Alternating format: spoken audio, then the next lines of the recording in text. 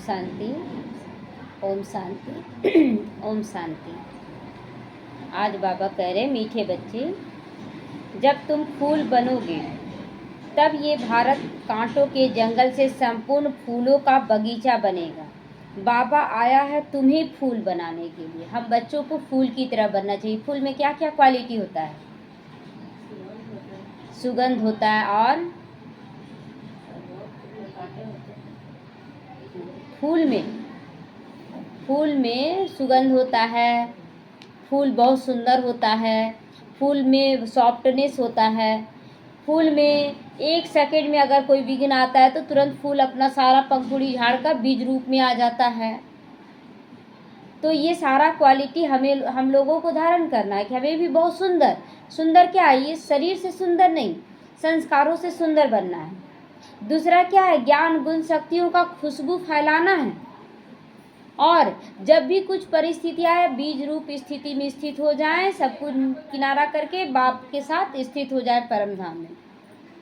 तो बाबा कहता है कि बाबा तुम्हें फूल बनाने आया है, और जब तक तुम फूल नहीं बनोगे तब तक ये दुनिया कांटों का झाड़ है और फूलों का बगीचा तुमसे ही बनेगा।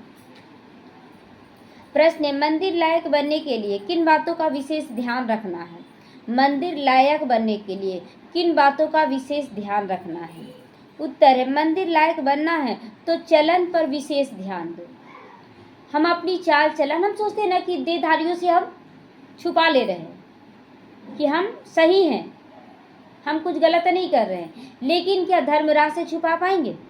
तो जब भी हम किसी से बोले बताएं अपनी बातें, सच्चाई सफाई जो भी देते हैं, तो ये एक बात साथ ध्यान में रखिए कि हम बाबा को सामने रख के बता रहे हैं। अब बाबा देख रहा है कि कितना झूठ बोल रहे हो, कितना सच बोल रहे हो। तो हमारी चलन कैसी होनी चाहिए? एकदम सच्चाई सफाई सादगी वाली, विशेष रॉयल होनी चाहिए। चलन पर विशेष ध्यान दो। चलन बहुत मीठी भी होनी चाहिए तो रॉयल भी होनी चाहिए। कभी कभी हम बहुत रॉयल रूप में, नहीं मेरा तो सब कुछ अच्छा चल रहा है, रॉयल्टी है एक अहंकार के रूप में, लेकिन अंदर से बाबा कैसे ठीक करे? बाबा ये ठीक नहीं हो रहा है। बाबा होता है ऐसा। कभी कभी हम बहुत मीठा चाल चलन दिखाते हैं कि हम बहुत मीठा बोल रहे हैं, लेकिन समय आने पर कड़वा भी बोल देते हैं। तो ये नहीं, बाबा कहता है कि सच्चाई सफाई वाला चलन होना चाहिए, मीठा और रॉयल होना चाहिए। इतना मीठापन हो जो दूसरों की महसूसता आए, दूसरों को भी महसूस हो कि आप सच में मीठे हैं। कभी होता है ऐसा महसूस आप लोग किए होंगे कि कोई बहुत मीठा बोल रहा है, लेकिन अंदर से वाइब्रेशन इससे अच्छा नहीं आता है, लगता है कि वो कड़ा है, खराब है। क्यों? क्योंकि उसके अंदर में कुछ और, बाहर में कुछ और रहता है। तो अनेकों को बाप का परिचय दो। अपना कल्याण करने के लिए अच्छी रीति पुरुषार्थ कर सेवा में लग। बाबा कहता सेवा पर लगे रहो। अपना पुरुषार्थ क्या करना है? अभी सभी लोग अपना अपना चिंतन करेंगे कि हम लोग क्या लक्ष्य पाना चाहते हैं, क्या पाना चाहते हैं। ठीक है, तो पूछेंगे कि क्या लक्ष्य है आपका।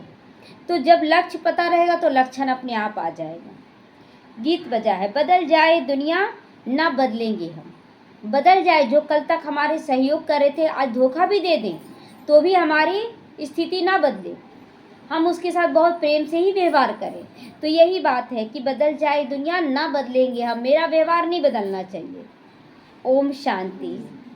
रूहानी बच्चे जानते हैं कि बाप ब्रह्मा द्वारा समझा रहे हैं, ब्रह्मा के रथ द्वारा ही समझते रहते हैं, समझाते रहते हैं। हम ये प्रतिज्ञा करते हैं कि श्रीमत पर हम इस भारत की भूमि को पतित से पावन बनाएंगे। क्या प्रतिज्ञा ले रहे हैं? इस दुनिया को पतित से पावन बनाएंगे। भारत खास और दुनिया आम, सबको हम पतित से पावन बनने का रास्ता बताते हैं, सबको बताना है। इतने ख्यालात हर एक को अपनी बुद्धि में रखना चाहिए। हर एक को अगर ये ख्याल रहे कि हमको पतित दुनिया से पावन दुनिया में चलना है, तो खुद पहले पावन बनेगा और सबको बनाने का ख्याल चलाएगा। बाप कहते ड्रामा अनुसार जब तुम फूल बन जाओगी और जब समय आ जाएगा तो संपूर्ण बगीचा स्वतः ही बन जाएगा, है ना। जब हम फूल बन जाएंगे तो स्वतः ही सारा दुनिया बगीचा बन जाएगा समय आने पर। इसलिए पहले अपने आप को फूल बनाओ। बागवान भी निराकार को कहा जाता है, माली भी निराकार को कहा जाता है, साकार को नहीं। यहाँ बाबा क्लियर कर रहा है कि बागवान कहो चाहे माली कहो, दोनों ही कौन हैं? शिव बाबा हैं। तो साकार को नहीं कहा जाता। माली भी आत्मा है, न कि शरीर। बागवान भी आत्मा है, बागवान भी आत्मा है। तो आप समझाएंगे तो जरूर ना शरीर द्वारा, तो शरीर द्वारा बाबा समझाते जरूर हैं, लेकिन हमारा अटेंशन निराकार की ओर होना चाहिए। शरीर के साथ ही उनको माली बागवान कहा जाता है, जो इस विश्व को फूलों का बगीचा बनाते हैं। शिव बाबा क्या करता? माली शिव ब्रह्मा बाबा के तन में प्रवेश करके ही ना बना रहा है, उनको भी माली बना रहा है, खुद बागवान बन रहा है, खुद भी माली बन रहा है ब्रह्मा बाबा के लिए। तो बगीचा था जहाँ ये देवताएं रहते थे, वहाँ कोई दुख नहीं था। यहाँ इस कांटों के जंगल में तो दुख ही दुख है कि ही दुख, क्योंकि रावण का राज्य है, कांटों का जंगल है ना। आप जहाँ सूखा सूखा झाड़ फूस हो वहाँ पर चलिए, पैर में कांटे जरूर गड़ते हैं। और जहाँ फूलों का फूल ही बिछे हो तो वहाँ पर कितना अच्छा आनंद आता है। तो यहाँ पर कहीं भी चलेंगे तो ये दुनिया कांटों का जंगल बन चुकी है। फट से कोई फूल नहीं बनते हैं, लेकिन इतना आसान नहीं होता कि कोई तुरंत फूल बन जाए। देवताओं के आगे जाके गाते हैं कि हम जन्म जन्मांतर के पापी हैं, अजामिल हैं, ऐसी प्रार्थना करते हैं, अब आकर हमको पुण्य आत्मा बनाओ। समझते हैं अभी हम पाप आत्मा हैं, कोई समय पुण्य आत्मा थे, अब पाप आत्मा। मतलब अगर रियलाइज हो रहा है कि हम पाप आत्मा बन चुके तो जरूर कभी पुण्य आत्मा थे, अभी पाप आत्मा बन गए और फिर गुहार लगाते हैं परमात्मा से कि हमें फिर से पुण्य आत्मा बना दो। तो अभी इस दुनिया में पुण्य आत्माओं के चित्र सिर्फ चित्र रह गए, कोई पुण्य आत्मा नहीं है। राजधानी के हेड्स के चित्र हैं और उन्हों को ऐसा बनाने वाला निराकार है शिव, उनका चित्र है बस, है ना। जो हेड है, जैसे लक्ष्मी नारायण हेड थे या राम सीता हेड थे, तो उनका चित्र बना हुआ है, और उनको बनाने वाले शिव बाबा, उनका भी चित्र बना हुआ। बाकी सभी बच्चों का चित्र नहीं है, तो और कोई चित्र नहीं है। इसमें भी शिव का तो बड़ा लिंग बना देते, कहते हैं कि आत्मा स्टार मिसल है, तो जरूर बाप भी ऐसा होगा ना, परंतु उनकी पहचान नहीं है कि बाप है कैसा, कहाँ रहता है।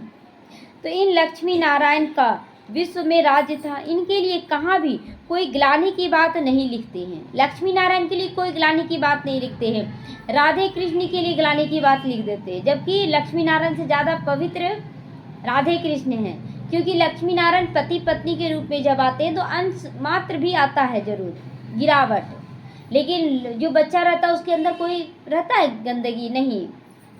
तो बाकी श्री कृष्ण को द्वापर में ले गए तो कभी कहाँ ले जाते हैं। लक्ष्मी नारायण के लिए सब कहेंगे कि वो स्वर्ग के मालिक थे, यह सब तुम्हारी एम ऑब्जेक्ट है। राधे कृष्ण कौन है? मनुष्य बेचारे एकदम मूंझे हुए, कुछ भी नहीं जानते, सच में मूंझे हुए थे ना। हम लोग सोचते थे किससे पूछे, क्या सही क्या गलत, नहीं जानते थे तो छोड़ो, जो है सब ठीक है, बस अपना जो समझ में आता करते जाओ। तो जो बाप द्वारा समझते हैं वह समझाने लायक भी बनते हैं, जो समझते हैं वो समझाने लायक बनते हैं। बहुत बच्चे बोलते हैं ना कि हम बहुत अच्छे से आगे बढ़ रहे हैं, बहुत अच्छे से, विघन कैसे आ सकता है? विघन नहीं आना चाहिए। अब देखिए कि अगर सूर्य सिर्फ रोशनी दे और अपना तेज बिखेरते चल जाए तो लोग कैसा महसूस करते हैं? बहुत गर्मी का महसूस करेंगे ना, बेचैन होने लगते हैं ना कि बहुत गर्मी लग रहा है, बहुत बेचैनी लग रहा है कि बस। लेकिन सूर्य को रोकने वाला भी कौन? बादल है ना। तो बादल क्या करता है? सूर्य की रोशनी वही है, लेकिन बादल क्या करता है? उसकी रोशनी को थोड़ा कम कर देता है, तो राहत पहुंचता है। तो उसी तरह हम भी जब चलने लगते हैं तो बहुत ज़्यादा ही अपने आप को अहंकार में लाने लगते हैं, बहुत ज़्यादा अच्छा समझने लगते हैं। तो कोई भी विघन आता है तो हमारे उस अहंकार को चूर करके और सभी प्रकृति को अच्छा वाइब्रेशन देने के लिए तैयार करता है हम लोगों को। तो बाबा कहते जब समझोगे ज्ञान के रहस्य को तो समझाने के लायक भी बनोगे, अहंकार नहीं आएगा। देखिए कि कोई नया बच्चा ज्ञान में चलता है, बहुत अच्छा से समझाने देता है, अच्छे से समझाने लगता है एकदम, क्योंकि उसके अंदर कोई गंदगी नहीं होता है। लेकिन धीरे धीरे समझाते समझाते फिर एक ही घिसा पिटा बात बोलते रहता है, तो क्योंकि वो सफाई नहीं रह गया। वो चिंतन नहीं रह गया। तो नहीं तो लायक नहीं बन सकते। इसलिए बाबा कहते जो समझते हो समझाओ और लायक बनो। दैवी गुण को धारण कर नहीं सकते हैं बहुत बच्चे, भले कितना भी समझाओ, परंतु ड्रामा अनुसार ऐसा होना ही है। तुम अभी खुद समझते हो कि हम सभी बच्चे बाप की श्रीमत पर भारत की रूहानी सेवा करते हैं। रूहानी सेवा मतलब आत्माओं को अच्छा बनाते हैं, प्रकृति को अच्छा बनाते हैं, शरीर भान में नहीं आना है किसी के। तो अपने ही तन मन धन से सेवा करते हैं। किसी से धन मांगने की जरूरत है क्या? अपने ही तन मन धन से सेवा करना। मांगने वाले या तो हिसाब किताब बनाते या फिर भिखारी होते हैं। तो प्रदर्शनी अथवा म्यूजियम आदि में पूछते हैं कि तुम भारत की क्या सेवा करते हो। लोग पूछते हैं कैसे सेवा करते हो तुम।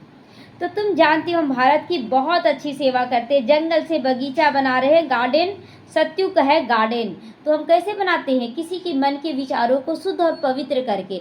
जब एक घर में कोई भी एक सदस्य का मन विचार शुद्ध पवित्र हो जाता है तो पूरे सदस्यों को बनाने के लिए तैयार हो जाता है। तो इस तरह से पूरा विश्व बदलता चला जाता है। यह कांटों का जंगल है। बाबा कहते हैं ये सारी दुनिया है कांटों का जंगल। एक दो को दुख देते ही रहते हैं, है ना। यहाँ पर सभी देते हैं कि नहीं? क्योंकि देखिए कोई संपन्न और संपूर्ण बना नहीं है, तो उसके अंदर अचानक ही कोई कमी इमर्ज होने लगता है, वो किसी को कुछ गलत सलत बोल देता है। लेकिन उस समय क्या सोचना, ये आत्मा बहुत अच्छी है, अभी इसके अंदर जो दबा हुआ बीमारी था वो निकल रहा है और निकल के ये आत्मा बिल्कुल परफेक्ट बन जाएगी। यह तो तुम अच्छी रीति जान समझा सकते हो। अब कोई भी दुख क्यों दे रहा है? क्योंकि उसके अंदर भरा हुआ है कीचड़ा ना, तो दुख दे रहा है। लक्ष्मी नारायण का चित्र भी बहुत अच्छा बनाना चाहिए। मंदिरों में बहुत खूबसूरत चित्र बनाते हैं ना, कहाँ गोरा कहाँ सांवरा चित्र भी बनाते हैं। उनका क्या राज है यह भी नहीं समझते हैं। ये सारा चित्र हमारे इस संगम युग का है। हम सांवरे से गोरा बनते हैं तो इसीलिए चित्र काला बनाते हैं। लेकिन जो संस्कार अच्छा बना लेते हैं, यहाँ पर संपूर्णता को प्राप्त करते हैं, वही देवी देवता का चित्र आ जाता है। लेकिन काला और गोरा का कॉम्बिनेशन हो जाता है। तो तुम बच्चों को अभी यह सारा ज्ञान है। बाप कहते मैं आकर सबको मंदिर के लायक बना रहा हूँ, मंदिर में रहने लायक बना रहे हैं बाबा। परंतु सब मंदिर लायक नहीं बनते हैं, सब नहीं बनेंगे ना। वही राजा का कहानी है ना कि जो राजा बोलता है भगवान का दर्शन करना है, चलो सब कोई रुपये पैसे में अटक गए, कोई कॉपर में अटक गए, कोई चांदी में, कोई सोना में, तो कोई हीरा में। पहुँचा एक ही पहुँचा। उस समय तो उस चलने समय उसको भी लग रहा होगा कि कैसा परिवार है, सब छोड़ते जा रहा है। और लास्ट में जब भगवान मिलेंगे तो बोलेगा कि इन लोगों का भाग्य नहीं था। तो प्रजा को तो मंदिर लायक नहीं कहेंगे ना। तो हम सभी चेक करें, हम कहीं अटकते तो नहीं है ना, किसी देधारी में, कोई मान सम्मान में, कोई प्राप्तियों में, दुनिया के आकर्षणों में अटक तो नहीं जाते। बिल्कुल निराधार निर्विकल्प अपने अंदर को चेक एंड चेंज करते चले जाएंगे। तो प्रजा उन्हों को होगी जो पुरुषार्थ करके बहुत सेवा करते हैं। प्रजा भी कैसा बनाना है? प्रजा जो बोले हाँ ज्ञान तो बहुत अच्छा लेकिन हम नहीं कर सकते, ऐसा प्रजा नहीं। प्रजा वो कि हाँ बहुत अच्छा लग रहा, वो करने के लिए कुछ अंश भी जरूर सोचे, है ना। तो वो जब अंश भी सोचेगा तो वो पूरा कल्प के लिए हमारा बन जाएगा। तो तुम बच्चों को रूहानी सोशल सर्विस भी करनी है। इस सेवा में अपना जीवन सफल करना। चलन बहुत मीठी सुंदर होनी चाहिए। हमारी चाल चलन कैसी होनी चाहिए? बहुत सुंदर रॉयल होनी चाहिए, जो औरों को भी मीठेपन से समझा सके। किसी को भी बहुत मीठे से समझाना है। हम गुस्सा कर देंगे तो अगला क्या मैसेज जाएगा? आप बहुत दिन तक बहुत अच्छे से बात किए और एक दिन भी गुस्सा कर दीजिए, पूरा किया कराया पानी में फिर जाता है। तो खुद ही काटा होगा तो किसी को फूल कैसे बनाएगा? उसका तीर पूरा लगेगा नहीं। तो बाप को याद नहीं करते होंगे तो तीर कैसे लगेगा? अपने कल्याण के लिए अच्छी रीति पुरुषार्थ कर सेवा में लगे रहो। बाप भी सेवा पर हैं। बाबा भी हमें प्यार करता है, तब तो बार बार बोलते हैं बाबा आ जाओ आ जाओ। अगर बार बार डांट फटकार लगा दे तो बोलेंगे आओ? नहीं बोलेंगे, डर लगेगा ना। भक्ति मार्ग में डर लगता था, यहाँ तो डर लगता नहीं है। तो तुम बच्चे भी दिन रात सेवा पर रहो, दिन रात सेवा पे रहना है। दूसरी बात, पहली बात क्या बोला बाबा, याद रखेंगे? खुद पुरुषार्थ करके मीठा फूल रॉयल्टी में आना है और सेवा पर लगे रहना है। अब दूसरी बात ध्यान से सुनेंगे सभी।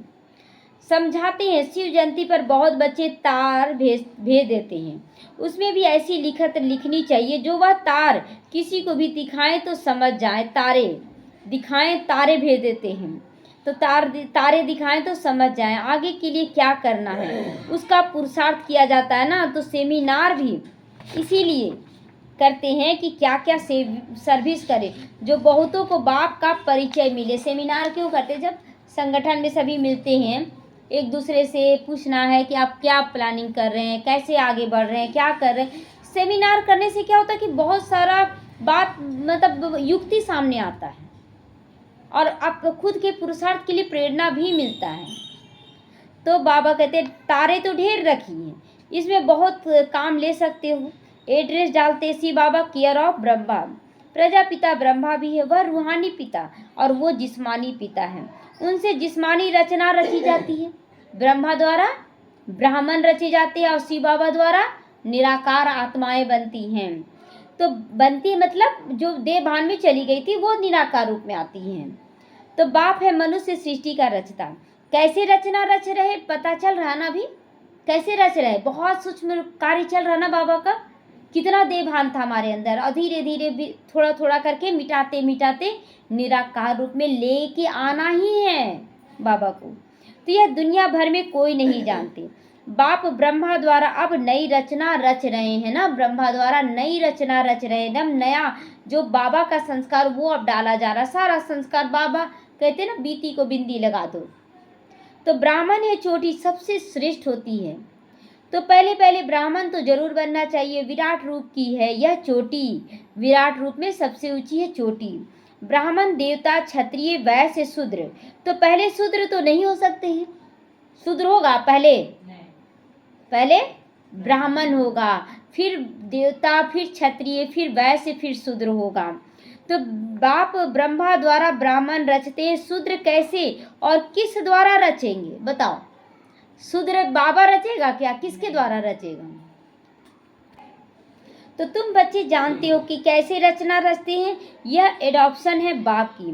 कल्प कल्प बाप आकर शूद्र से ब्राह्मण बनाते हैं, फिर ब्राह्मण से देवता बनाते। पहले ब्राह्मण बनाए, ब्रह्मा का परिचय मिला, मैं कौन मेरा कौन, और उसके बाद धीरे धीरे धारणाओं में पक्का करने लगते हैं बाबा और हम बन जाते ब्राह्मण से, फिर लास्ट में देवता बनते हैं। तो ब्राह्मणों की सेवा बहुत ऊंची है। देवी देवता तो मतलब एक सीमित दायरा रहेगा, लेकिन ब्राह्मणों का दायरा तो एकदम पूरे विश्व तक है। तो सीमा बहुत ऊंची है। तो वह ब्राह्मण लोग खुद ही पवित्र नहीं तो दूसरों को पवित्र कैसे बनाएंगे? जो ब्राह्मण पूजा करने वाले हैं कुख वंशावली, वो खुद ही पवित्र नहीं है तो दूसरों को कैसे बनाएंगे? वो इसीलिए शादी ब्याह करा लेते हैं कि नहीं ये तो जरूरी है, सो बोलते हैं। कोई भी ब्राह्मण सन्यासी को कभी राखी बांधा है? ब्राह्मण गृहस्थी को राखी बांधता है, क्योंकि गृहस्थी से फिर भी थोड़ा सा ऊंचा, चलो ब्राह्मण है ना, पूजा पाठ कर रहा है, ध्यान कर रहा है, और गृहस्थी अपने गृहस्थ में बिजी है। तो जो अपने से नीचा उसको राखी बांधते हैं। सन्यासी को राखी नहीं बांधेगा ब्राह्मण, क्योंकि सन्यासी पवित्र बन गया है, तो राखी नहीं बांधेंगे। वह कहेंगे हम तो हैं ही पवित्र, तुम अपना मुंह देखो। सन्यासी भी बोल देंगे अपना मुंह देखो। तुम बच्चे भी कोई से राखी नहीं बंधवा सकते हो। बाबा क्या बोल रहा है? विकारियों से राखी नहीं बंधवाना है। दुनिया में तो सब एक दो को बांधते हैं, बहन भाई को भी राखी बांधती है। यह रिवाज अभी निकला है। अभी तुम शूद्र से ब्राह्मण बनने के लिए पुरुषार्थ करते हो। समझाना पड़ता है, मेल फीमेल दोनों पवित्रता की प्रतिज्ञा करते हैं, दोनों बता सकते कि हम कैसे बाप की श्रीमत पर पवित्र रहते हैं। अंत तक इस काम विकार पर जीत पाते रहें तो पवित्र जगत का मालिक बनेंगे। अंत तक पाते रहना है। क्यों बोलते ना हम तो पवित्र बन गए? अरे आपका विकार चलो शरीर से छूटा है, लेकिन मन में चल रहा है, बुद्धि में चल रहा है, कहीं ना कहीं आ रहा है काम विकार। तो बाबा कहता अंत तक तुमको इससे युद्ध करके जीत हासिल करते रहना है।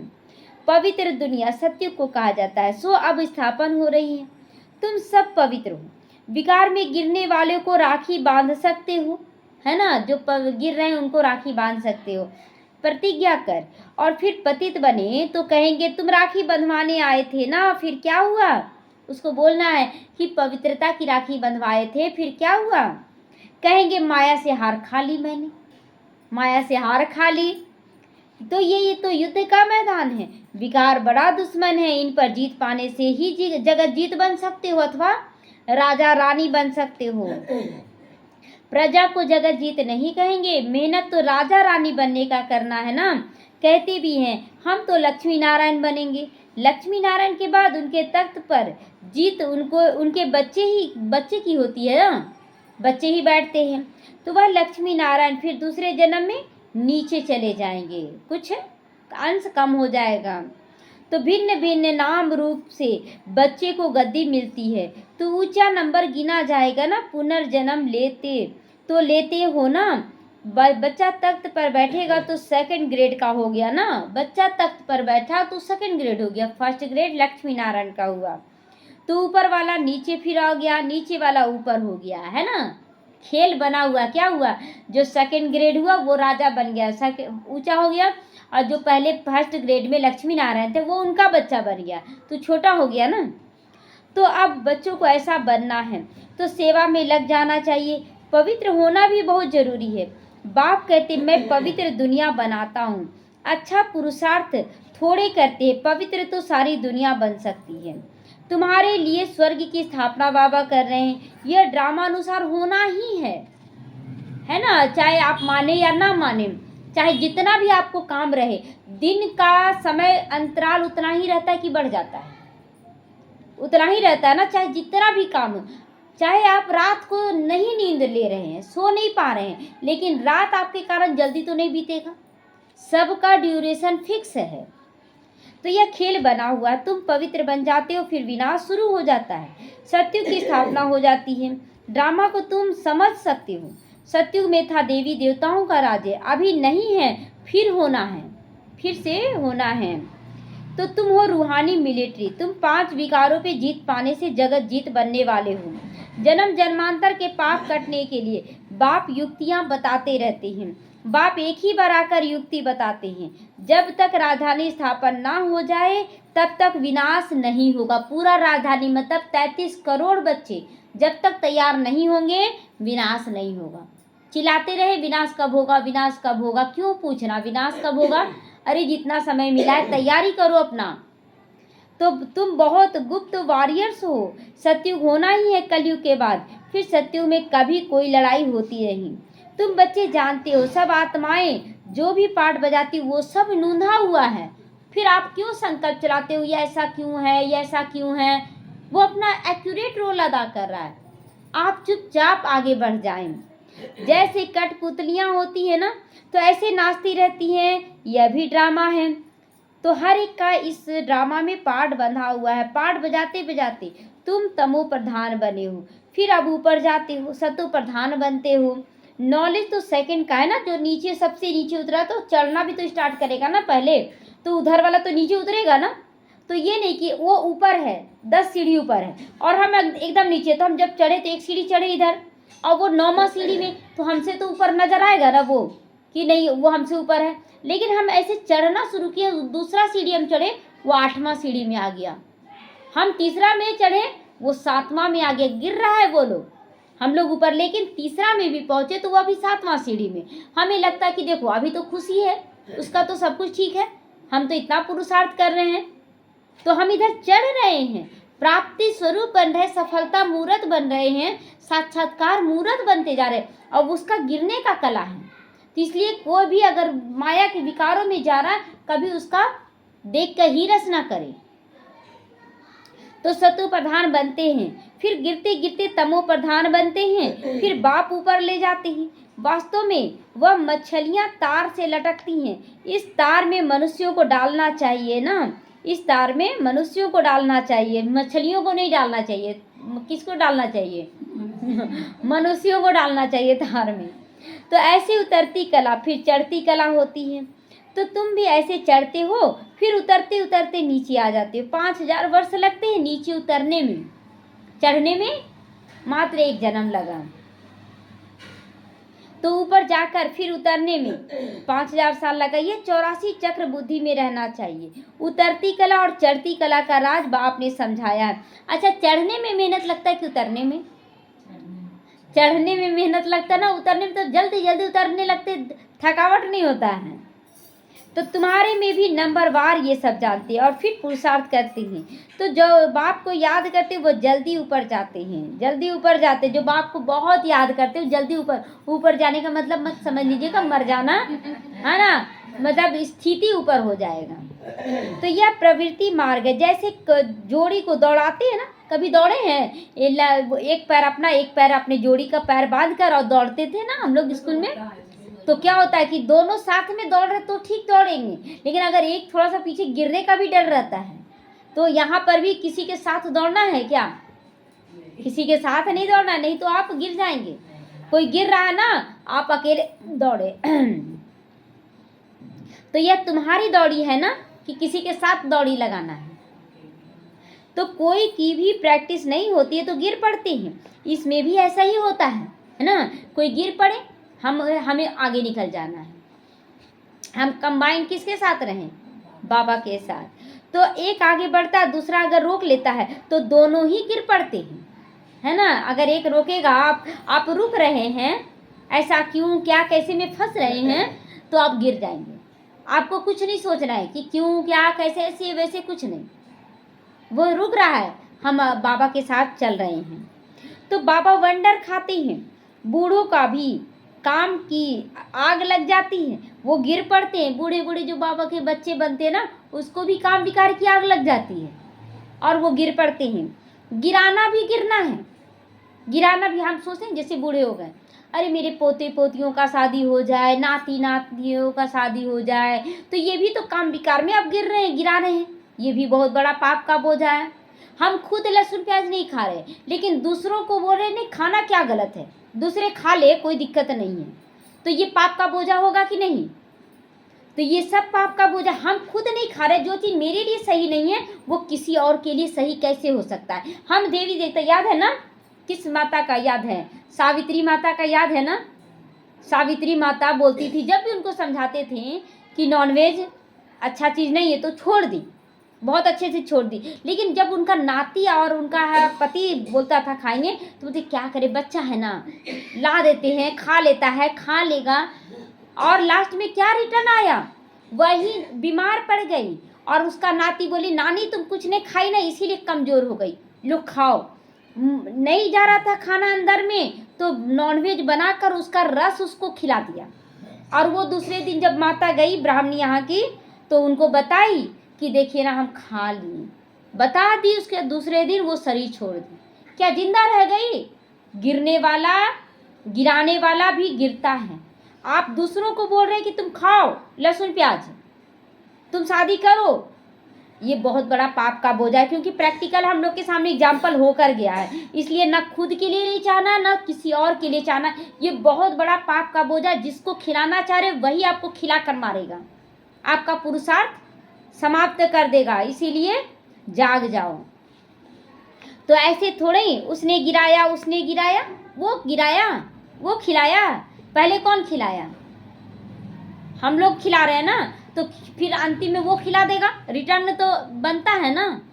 तो ऐसे नहीं बोलना है जैसे वो माता बोले ना, क्या करे, नाती खिला दिया। नाती नहीं खिलाया, पहले आप उस आत्मा को पतित बनने का रास्ता दिखाए हैं। तो गिरना न गिरना अपने हाथ में है ना। गिरना न गिरना किसके हाथ में है? जैसा हम अपने लिए चाहते वैसा ही दूसरों के लिए चाहें, तब जाके आप खड़े होएंगे, आप उड़ेंगे। तो कोई धक्का थोड़े ही देते हैं। हम गिरे क्यों? हम गिरे क्यों? कोई धक्का दे रहा, हम गिरे क्यों? कुछ भी हो जाए हम गिरेंगे नहीं। गिरे तो खाना खराब, जोर से चमाट लगती है। कोई काम विकार के लिए उकसा रहा है हमें और हम उसक जाएं, हम ना उसके, है ना। तो फिर पछताते भी हैं, हड्डी गुड्डी सब टूट जाती। आप 10 साल से पवित्र हैं और सेकंड के लिए आगे आपके अंदर काम विकार, आप गिर गए, आपका हड्डी गुड्डी सब टूट गया, सब खत्म। तो बहुत चोट लगती है। बाबा भिन्न भिन्न प्रकार से समझाते हैं ना, कितनी तरह से बाबा हम लोगों को बहुत प्यार से समझाते हैं। तो यह भी समझाया शिव जयंती पर तारे ऐसी आनी चाहिए जो मनुष्य पढ़ने से समझ जाएं। विचार सागर मंथन करने के लिए बाबा टाइम देते हैं। कोई देखे तो वंडर खाए, अच्छा अच्छा विचार सागर मंथन करके हमें लिखना है कुछ भी, जो पढ़े लोग तो समझे कि बहुत अच्छा लग रहा है। कितनी चिट्ठियाँ आती हैं, सब लिखते बाप दादा। तुम समझा भी सकते हो, शिव बाबा को बाप, ब्रह्मा को दादा कहते हैं। एक को कभी कोई बाप दादा कहते हैं क्या? एक को कभी कोई बाप दादा कहते हैं? एक ही को बाप और दादा दोनों कहेंगे, यहाँ भी दो हैं। तो यह तो वंडरफुल बात है, इसमें सच्चा सच्चा ज्ञान है। परंतु याद में रहे तो किसी को तीर लगे, घड़ी घड़ी देह अभिमान आ जाता है। बाप कहते आत्माभिमानी बनो। आत्माभिमानी में नम्रता आता है, उदंडता नहीं आता है कि हम जो कह रहे वही करो, है ना। उसमें और नम्रता आता। आपके अंदर क्या संकल्प चल रहा है, आप बाबा को समर्पण करके आप समझे कि आपको क्या करना चाहिए, खुद ही टचिंग होगा उसको। तो आत्मा ही शरीर धारण कर पाठ बजाती। कोई मरता है तो ख्याल नहीं, कोई ख्याल नहीं रहता है, कोई मर जाता है तो ख्याल रहता है, फिर आता उठ के नहीं। तो आत्मा में जो पाठ नूंधा हुआ है उसको हम साक्षी होकर देखते हैं। उनको एक शरीर छोड़ दूसरा लेकर पाठ बजाना कुछ कर सकते हैं, साक्षी हो जाते हैं। चलो मर गया तो अब क्या किया जाएगा, चलो आगे बढ़ो। इसमें हम क्या कर सकते हैं? यह ज्ञान भी तुम्हारी बुद्धि में है, वह भी नंबरवार। कईयों की बुद्धि में ठहरता ही नहीं, इसीलिए किसी को समझा नहीं सकते हो। अगर जिसकी बुद्धि में नहीं ठहर रहा है ये ज्ञान, तो दूसरों को भी नहीं समझा सकता है, उसका तीर नहीं लगेगा। आत्मा बिल्कुल ही गर्म तवा तमो प्रधान पतित हो गई। गर्म तवा, उसमें पानी डालिए तो सोख लेता है तुरंत। वही चीज़ है कि बहुत ऐसी आत्माएं जो ज्ञान सुन रही है लेकिन गर्म तवे की तरह है, तो उन पर ज्ञान अमृत डाला जाता है तो ठहरता ही नहीं। जिसने बहुत भक्ति की उनको ही तीर लगेगा, झट धारण हो जाएगी। हिसाब ही वंडरफुल है ना। पहले नंबर में पावन, वही फिर सबसे पहले नंबर में पतित बनता है। यह भी कितनी समझने की बातें होती हैं। कोई की तकदीर में नहीं है तो पढ़ाई को छोड़ देते हैं कि फिर से पतित बनना पड़ेगा। अरे भी फिर से आप खाना खाते हैं, पचाते हैं, फिर बनाते हैं, फिर खाते हैं, फिर पचाते हैं। इतना मेहनत ही क्यों, छोड़ दो खाना खाना, न पचाने की ज़रूरत न खाने की ज़रूरत। तो सवाल लोगों का भी बहुत है तो जवाब भी रहता है। हम चिंतन करें कैसे सबको समझाना है। तो अगर छोटेपन से ही नॉलेज में लग जाए तो धारणा होती जाएगी। समझेंगे इसने बहुत भक्ति की होगी, बहुत होशियार हो जाएं, क्योंकि ऑर्गन्स बड़े होने से फिर समझ भी जास्ती आती है ना। जैसे शुरू से ही अब पढ़ते रहे तो आगे ज़्यादा पढ़ाई पढ़ लेंगे ना, लेकिन अचानक बड़े होकर पढ़ेंगे तो ज्ञान धारण होगा नहीं होगा। तो जिस्मानी रूहानी दोनों तरफ अटेंशन देने से फिर वह असर निकल जाता है। जिस्मानी और रूहानी बचपन से ही आप ज्ञान में चल रहे हैं, आप बहुत अच्छे से, तो आपका आत्मिक स्वरूप ज़्यादा अच्छे से जागृत होता चला जाएगा। तो यह है ईश्वरीय पढ़ाई। फर्क है ना, परंतु वह जब वह लगन भी लगे तब फर्क पड़ेगा। लगन लग जाए कि भगवान मिला है। अच्छा, मीठे मीठे सीखी लदे बच्चों प्रति माता पिता बाप दादा का याद प्यार और गुड मॉर्निंग। रूहानी बाप की रूहानी बच्चों को नमस्ते। हम रूहानी बच्चों की रूहानी माता पिता बाप दादा को याद प्यार, गुड मॉर्निंग और नमस्ते नमस्ते, शुक्रिया बाबा शुक्रिया। धारणा के लिए आज मुख्य सारे रूहानी मिलिट्री बनकर 5 विकारों पर जीत पानी है। पवित्र जरूर बनना है। श्रीमत पर भारत को पवित्र बनाने की सेवा करनी है। श्रीमत पर, है ना, श्रीमत का उल्लंघन नहीं करना है। इस बेहद नाटक में हर पार्ट आत्माभिमानी होकर बजाना है। कोई भी पार्ट बजाए तो आत्माभिमानी बनकर, कभी भी देह अभिमान में नहीं आना है। साक्षी होकर हर एक एक्टर का पाठ देखना है, क्योंकि हर एक एक्टर उतना ही कर रहा जितना उसका नूंधा हुआ है। वरदान सदा खुशी व मौज की स्थिति में रहने वाले कंबाइंड स्वरूप के अनुभवी बनो। आप अगर बाबा के साथ कंबाइंड हैं तो हमेशा सदा खुशी और मौज में रहेंगे। देहधारियों के साथ कंबाइंड है तो दुख अशांति होगा। तो बाप दादा बच्चों को सदा कहते, बच्चे बाप को हाथ में हाथ देकर चलो, अकेले नहीं चलो। अकेले चलने से कभी बोर हो जाओगी, कभी किसी की नज़र पड़ जाएगी। नज़र लग गया ना, बोलते हैं ना, तो नज़र लग जाएगी। बाप के साथ कंबाइंड हूँ, इस स्वरूप का अनुभव करते रहो तो कभी भी माया की नज़र नहीं पड़ेगी। और साथ का अनुभव होने के कारण खुशी में भी मौज में भी खाते चलते फिरते मौज मनाते रहोगे। सब कुछ करते हुए भी हम मौज का अनुभव करेंगे। धोखा व दुख देने वाले संबंधों में फंसने से बच जाओगे। हम फंस जाते हैं, कोई बहुत प्यार से बात करने लगता है, हम फंस जाते हैं। कोई बहुत अच्छे से सम्मान देता है, हम लोग फंस जाते हैं। नहीं, बहुत अच्छा है, बाबा जिस सीढ़ी बाई सीढ़ी दिखा रहा है ना कि इस आत्मा का अभी इस सीढ़ी भर रोल है, फिर ये रोल हट गया, फिर दूसरी सीढ़ी में चढ़ना होगा तुमको, न्यारा तुरंत हो जाना है। तो बाबा कहता है अगर दुख देने वाले संबंधों में फंसोगे तो दुखी हो जाओगे, इनसे न्यारे रहो। स्लोगन है, योग रूपी कवच पहन कर रखो। किससे योग लगाना है? बाबा से। तो माया रूपी दुश्मन का वार नहीं होगा। अव्यक्त इशारे, अब लगन की अग्नि को प्रज्वलित कर योग को ज्वाला रूप बनाओ। जैसे दुखी आत्माओं के मन में ये आवाज शुरू हुआ है कि अब विनाश हो, वैसे ही आप कल विश्व कल्याणकारी आत्माओं के मन में अब यही संकल्प उत्पन्न हो कि अब जल्दी ही सर्व का कल्याण हो और तभी समाप्ति होगी, सभी का कल्याण हो। तो विनाशकारियों को कल्याणकारी आत्माओं के संकल्प का इशारा चाहिए। वो विनाशकारी हैं, हम कल्याणकारी बनकर संकल्प भेजें। तो अपने एवर रेडी बनने के पावरफुल संकल्प से ज्वाला रूप योग द्वारा विनाश ज्वाला को तेज करो। विकारों को भस्म करने के लिए अपनी योग को ज्वाला रूप बनाओ। निरंतर योग युक्त, निरंतर ज्ञान युक्त योग होना चाहिए। केवल हम बैठ गए योग में, ज्ञान का चिंतन मनन है ही नहीं, आगे क्या करना है कुछ समझ ही नहीं, तो फिर आप गिरने लगेंगे। इसीलिए ज्ञान के बाद योग है, तो योग कैसा होना चाहिए? ज्ञान युक्त योग होना चाहिए। ओम शांति।